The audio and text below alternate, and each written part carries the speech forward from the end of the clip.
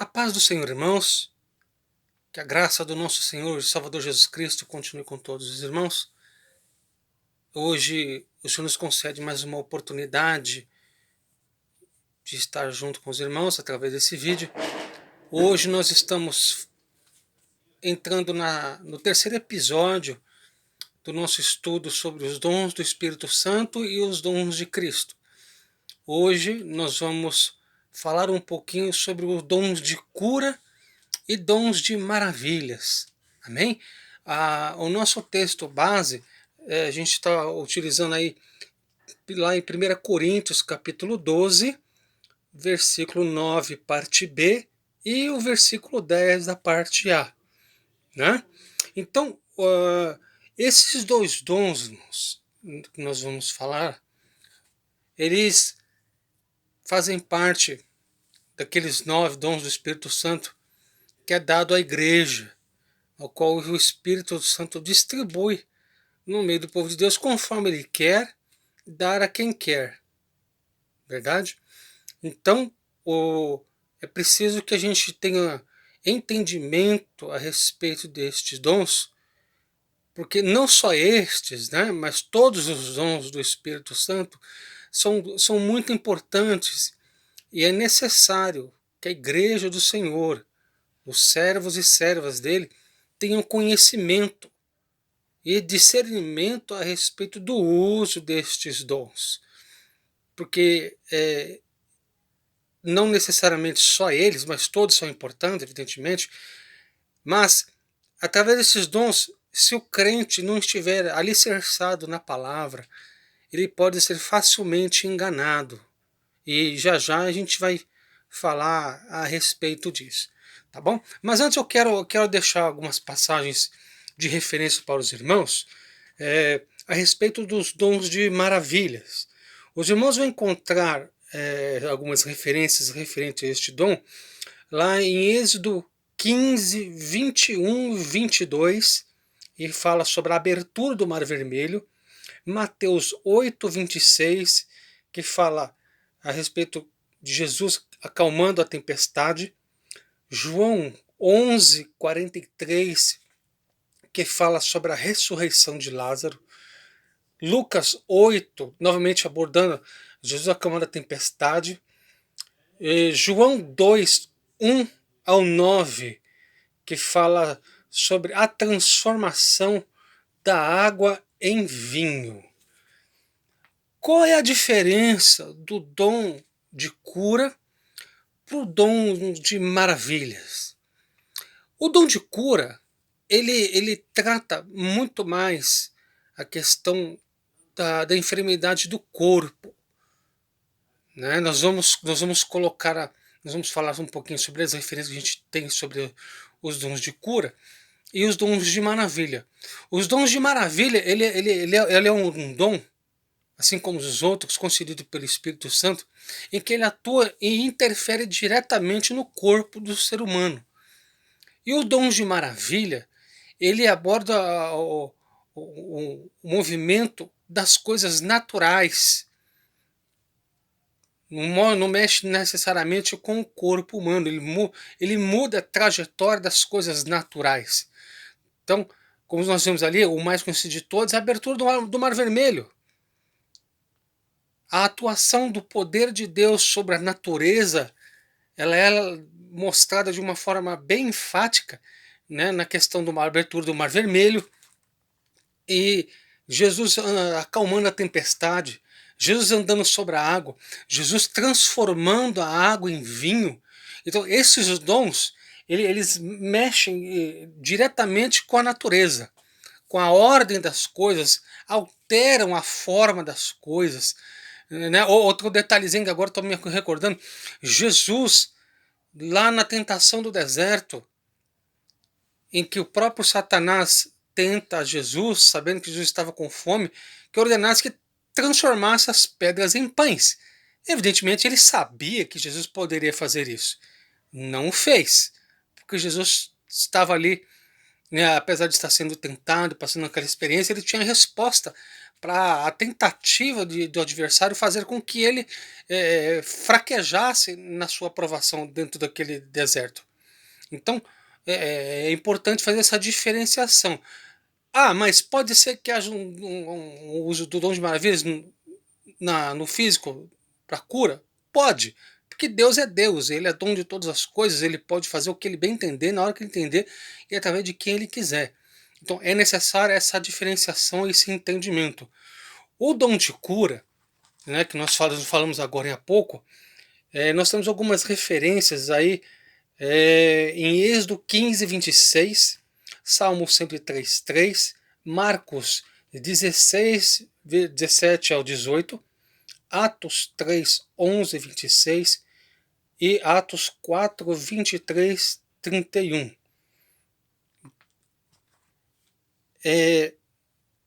Nós vemos nos últimos tempos algumas coisas e a internet nos proporciona algumas facilidades que antigamente nós não tínhamos. O que eu quero dizer com isso, irmãos? Eu faço questão de reforçar para que os irmãos estejam sempre em comunhão com Deus, com a igreja, com a palavra, para que os irmãos não sejam enganados. Irmãos. Nós vemos muitas coisas acontecendo e isso acaba gerando muitas dúvidas, porque o nosso adversário ele é muito astuto, irmãos. O nosso adversário ele procura fazer as mesmas coisas que o nosso Deus faz na intenção de causar confusão, na intenção de causar dúvidas, provocar a dúvida no ser humano. Então, irmãos, é preciso muita cautela, porque nos dias de hoje, infelizmente, esses dons são muito raros de se ver. E não é porque Deus mudou, não. Deus não mudou. A palavra diz que Ele é o Deus de ontem, é hoje e é eternamente. O problema é a nossa incredulidade. Muitas das vezes, e na grande maioria das vezes, a nossa falta de interesse, de comunhão com Deus, na busca dos dons do Espírito Santo, não para o uso fruto próprio, mas para uso e fruto e benefício do corpo de Cristo. Eu tive a oportunidade de ver algumas coisas nesse sentido quando era garoto. Já comentei com os irmãos da igreja de Beatriz algumas vezes. Quando era garoto, eu me lembro muito bem de uma criança menor que eu à época, lá na igreja da Pompeia, no Grande Templo, um missionário já saudoso, missionário Manuel de Melo, dirigindo o culto, e num dado momento eu vi uma criança no colo do pai, e eu guardo isso na minha mente até hoje, porque marcou muito para mim. Aquela criança tinha um nariz redondo e uma casca igualzinho um nariz de palhaço. Era um negócio bem feio, bem feio. E eu me lembro que naquele momento o missionário Mário de Mello estava dirigindo a oração ao povo. E naquela época aconteciam muitos milagres, muitas pessoas eram libertas do vício, do cigarro, da bebida. É, eram pessoas que eram cegas, tinham sua visão restaurada, pessoas que não andavam, passavam a andar novamente, tanto quem andava de cadeira de rodas ou precisava da muleta, essas pessoas eram libertas. E a minha visão se ateve àquela criança, e do nada eu vi aquela casca cair do rosto daquela criança e ficar com o nariz perfeito. Então a glória de Deus era manifesta de uma forma muito intensa, e aquilo eu tenho certeza que não só marcou a minha vida, como a dos demais irmãos e irmãs da época. E o que eu quero dizer para os irmãos nesse momento, para que nós não sejamos enganados pelo nosso adversário, é que ele também faz sinais e faz prodígios. Essa é que é a grande preocupação que nós precisamos ter e nos atentar. Então, os irmãos estejam atentos e não estejam ansiosos, e quando ver um dom desses acontecendo, não se iludir, né, ao ponto de dizer, nossa, esse homem, essa mulher é de Deus, ó, esse ministério é de Deus. Muito cuidado, muito cuidado. Eu tenho muito receio e preocupado, fico quando eu vejo muitas pessoas correndo atrás de profecia, correndo atrás de sinais, e disso, e daquilo outro, de revelação, como se isso fosse algo extremamente necessário para a vida delas. E muitas das vezes não passa nada mais, nada menos do que curiosidade. Então, somente isso. Porque o dia que cessarem esses tipos de eventos nessa determinada igreja, essas pessoas vão embora. Elas viram as costas e, sem o menor compromisso com a pessoa que está conduzindo o trabalho, viram as costas para a igreja, sem a menor preocupação, sem pensar duas vezes.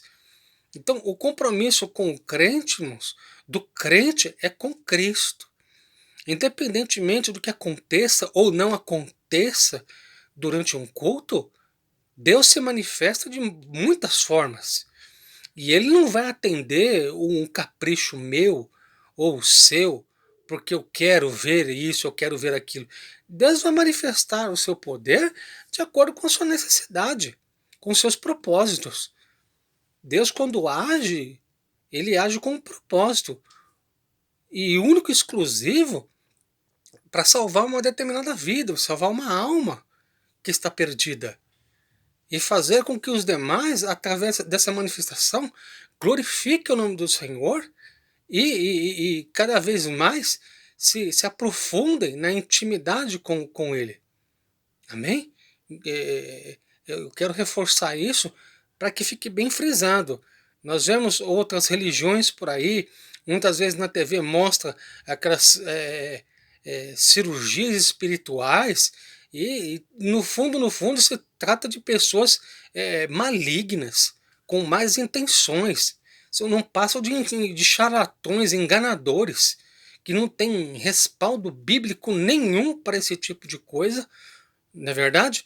A gente já viu isso muitas vezes na televisão, pessoas sendo acusadas de curandeirismo, de charlatanismo, e Deus não está um negócio desse não, irmãos. Porque quando Deus está no meio desses tipos de operações, de acontecimentos, o Senhor sustenta, o Senhor dá o recurso, porque é Ele que está na frente de todas as coisas. O missionário Manuel de Melo foi preso cerca de 30 ou 32 vezes com a acusação de charlatanismo e curandeirismo.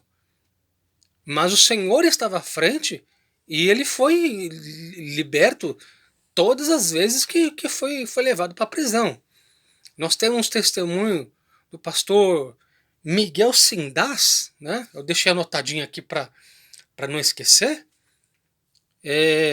Eu não estava presente, mas eu tenho relatos de pessoas que estiveram na ocasião. O pastor Miguel Sindás é um homem muito querido, muito respeitado, e andou um bom tempo com o missionário Manuel de Melo, que já descansa no Senhor, e ele, visitando uma determinada igreja, ele chegou, né, assumiu a oportunidade, tomou o microfone nas mãos, e ele começou a falar, apontando para algumas pessoas e falando, olha, você tem determinado problema, não tem? E a pessoa ficava bem assim, mas falava, mas você tem, não tem? E a pessoa acabava dizendo que tinha. E assim sucedeu com mais algumas pessoas. E a igreja começou a ficar em suspense. Alguns acredito que começaram a dar glória a Deus e dar aleluia, aquela coisa toda. Aí, num determinado momento, ele parou e falou, olha, eu quero falar uma coisa para vocês saberem que a Igreja do Brasil para Cristo é uma igreja séria, é uma igreja que tem responsabilidade e compromisso com a pregação da palavra verdadeira, o evangelho genuíno de Jesus Cristo. Eu quero falar para vocês que tudo isso que eu falei aqui Nada foi revelação da parte de Deus. Nada disso foi da parte do Espírito Santo. Nenhuma. E, segundo o relato de alguns irmãos, a igreja ficou chocada. Então, os irmãos precisam ter o entendimento, a sabedoria de analisar as coisas e colocar e à prova todas essas coisas, para saber se elas procedem ou não de Deus. E isso que aconteceu, o pastor Miguel Sindas fez, hoje isso acontece demais.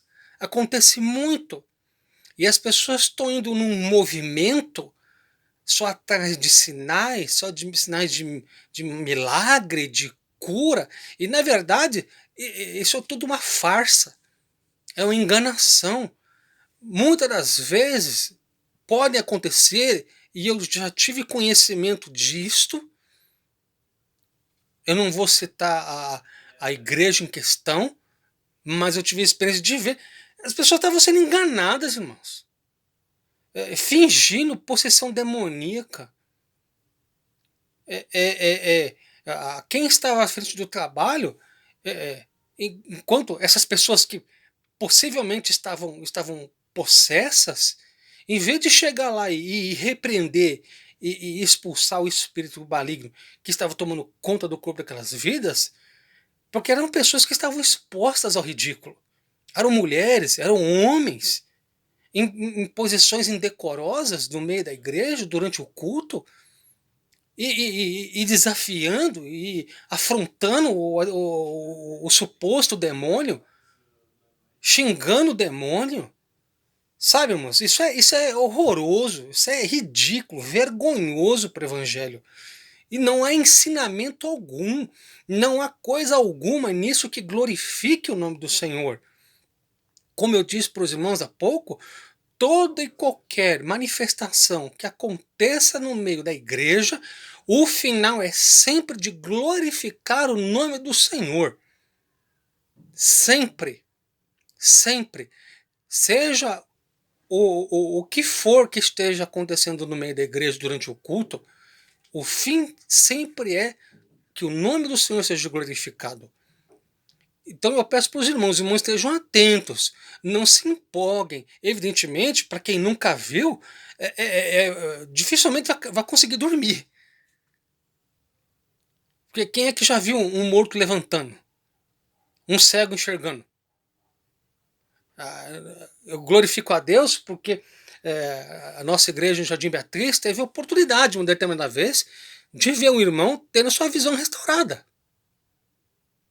E glória a Deus por isso. O nome do Senhor foi glorificado. E é isso que importa. Mas é preciso tomar muita cautela, irmãos. Lá em Apocalipse 16:14 e 2 Tessalonicenses 2:9-11 nos alerta a respeito da aparição do iníquo, do adversário nos últimos tempos, fazendo prodígios, milagres, maravilhas. E se eu e você, irmãos, não estivermos alicerçados na palavra, nós vamos ser enganados. Vamos. Porque independente do que aconteça, é lindo, é maravilhoso ver cego enxergando, coxo andando, morto levantando, coisas lindas. E repito, essas coisas todas só não acontecem com mais frequência hoje por nossa culpa. Por nossa culpa. Não é culpa de pastor, não é culpa de ministério, é culpa do crente. Do crente, porque antes de que ter nomenclatura de obreiro, primeiramente é crente, é servo, é discípulo, ou pelo menos assim deveria ser. Então, eu reforço aos irmãos, toda e qualquer manifestação de Deus, quando ela é de Deus, ela edifica e não traz confusão. Se há dúvida quanto à procedência de algo que acontece no meio da igreja, primeira coisa, não critique aquele que está, mesmo entre aspas, sendo usado por Deus. Ainda que você tenha dúvida de que essa pessoa esteja sendo usada ou não, ore por essa pessoa. Interceda. Rogue a Deus misericórdia sobre a vida dessa pessoa. Porque é um desafio muito grande para que essa pessoa vença primeiro a si mesmo para executar aquilo que Deus está mandando fazer. Segundo, faça como aquele homem que estava diante de Jesus e falou: Senhor, acrescenta a minha fé. Se não me falha a memória, foi Jairo. Senhor, acrescenta a minha fé. Terceiro, coloque diante de Deus a pessoa que está sendo alvo daquela palavra, que está sendo alvo daquela ação da mão de Deus sobre ela, para que ela creia e receba de fato e de direito a sua cura, a sua libertação. Então, há muita responsabilidade, não só para quem está usando o dom, mas também para quem está ouvindo, para quem está interagindo de forma indireta durante essas coisas que acontecem no meio dos cultos. Amém, irmãos? Então eu peço aos irmãos que os irmãos estejam atentos. Estejam atentos. Nós estamos no fim dos tempos, estamos no tempo da igreja de Laodiceia. E muitas coisas ainda irão de acontecer. Mas se nós estivermos firmes com Jesus, sempre respaldados na palavra, nós não seremos enganados. Amém? Então os irmãos estejam muito atentos, irmãos, estejam orando. Dúvidas, irmãos, procure seu pastor. Busque orientação. Seja atuante nos cultos de ensinamento ou cultos de doutrina, como queiram. Na escola bíblica. Esteja sempre participando, e são nesses momentos em que os irmãos têm a oportunidade de tirar dúvidas. Porque as manifestações são idênticas. Deus operando o milagre e o diabo atuando também é muito igual. Então, gente, o detalhe disso tudo é a unção, é a procedência. Um outro testemunho que eu carrego comigo já há muitos anos, o ensinamento da minha mãe e do meu pai, quando era garoto, em que, numa determinada igreja, havia uma irmã que era muito fiel e muito raramente faltava aos cultos. E, num determinado tempo, ela começou a se ausentar e o pastor notou. E aí, muito incomodado, esse pastor foi até a casa da irmã, foi lá perguntar para ela o que estava acontecendo, por que ela estava ausente, que ela era uma pessoa muito frequente, muito atuante. E aí ele perguntou: irmã, o que está acontecendo? Aí a irmã falou: olha, pastor, eu parei de ir para o culto porque eu estou recebendo um anjo de Deus aqui dentro de casa. E o pastor olhou assim e falou: recebendo um anjo aqui dentro de casa? O pastor estranhou. E o pastor não repreendeu, não ficou bravo com ela. E de uma maneira muito singela, muito cuidadosa, teve o discernimento da parte de Deus e falou para ela: irmã, faz o seguinte, da próxima vez que esse anjo aparecer, pede para ele te mostrar as mãos e os pés. Tudo bem? A irmã ficou meio assim, entendeu? E disse: tá bom, pastor, tá bom. Passou ali alguns dias, esse anjo apareceu de novo. E aí ela se lembrou da orientação do pastor. E ela perguntou: ô anjo, eu quero ver sua mão. Posso? Imediatamente ele colocou a mão para trás. Quando ela falou para ver os pés, quando ela esticou os olhos para frente para tentar ver, ele escondeu, mas deu tempo dela ver. Um pé de bode. E mais do que depressa, a irmã repreendeu em nome de Jesus para que ele nunca mais aparecesse ali na casa dela. Então, irmãos, veja, a Bíblia também diz que se possível, o adversário enganará até os teus escolhidos. É preciso muito cuidado. E é no detalhe, irmão. O detalhe qual que é? A unção. Né? Quando o crente está conectado com Jesus, tem experiência de fé e tem o discernimento, ele não é pego fácil. Não é pego de qualquer forma. Não é fácil pegar. Então, muito cuidado, irmãos. Muito cuidado com esse negócio. Ah, vamos ali em tal lugar, tem fulano lá, fulana, faz isso, faz aquilo, faz não sei o quê. Revela isso, revela aquilo, revela não sei o quê. Muito cuidado, irmãos. Muito cuidado. Porque a Bíblia diz que a nossa vida é espetáculo aos anjos e aos homens. Então, nós somos vistos tanto pelos anjos de Deus e pelo próprio Senhor, como pelos os demônios. Nós somos assistidos. E se eu e você não estivermos alicerçados na palavra, qualquer hora dessa nós podemos ser alvos dos servos do nosso adversário, sermos enganados e ainda termos a falsa certeza de que foi Deus que falou conosco, que foi Deus que curou. E na verdade nós abrimos não só brecha, mas escancaramos as portas do nosso coração, da nossa alma, para Satanás entrar, fazer aquela falsa cura e ainda colocar mais enfermidade nas nossas vidas. Amém, irmãos? Então, tem que ser igual Josué. Estava lá, de prontidão lá, daqui a pouco aparece um anjo. Quem é você? Você é da parte de quem? É dos nossos ou é dos nossos adversários? Aí o anjo falou, não, tenha paz, José. Sou o senhor.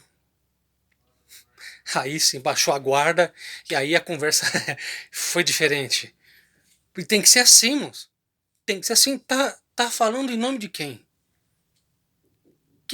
Quem tá vindo da onde? É dos nossos ou é do nosso adversário? São nos detalhes que eu e você vamos pegar se nós estamos sendo enganados ou não. Quando é de Deus, há conforto, há consolo, há paz, há alegria. Então, e a glória todinha dele, irmãos. Amém? Eu vou estar encerrando por aqui. Poderia estar esticando mais um pouquinho sobre esse assunto, mas reforçando. O dom de cura, ele atua mais no campo físico, do corpo, a cura do corpo. O dom de maravilhas, ele atua mais no campo da natureza, o campo espiritual. Né? Ele pode também fazer com que um membro venha nascer no corpo, aquele que perdeu um membro. Pode estar atuando de outras formas, que não necessariamente dessa forma específica, porque Deus é Deus. Tá bom, irmãos? Então, eu espero ter conseguido esclarecido com os irmãos estejam orando incessantemente, buscando sabedoria, buscando entendimento, havendo dúvidas, procure o seu pastor, leia a Bíblia, busque se inteirar com essas coisas, para que você não seja alvo do adversário, uma presa fácil. Amém? Então, busque ao Senhor, seja praticante e seja atuante na escola de aula bíblica, nos cultos de doutrina. Esteja presente, seja atuante, seja assíduo, frequentador assíduo. Porque para que você não seja como aqueles que Jesus falou, que o povo dele padece por não conhecer as Escrituras e nem o poder de Deus. Se você não conhece as Escrituras e nem o poder de Deus, você é alvo fácil, você é presa fácil do nosso adversário. Tá bom? Então, eu espero aqui ter contribuído para a edificação da sua vida, da sua família, do seu ministério. Que Deus te abençoe, o Senhor te guarde e te cubra com o teu sangue e com as suas asas. Amém? Deus te abençoe, Deus te guarde e até a próxima aula. Um abraço.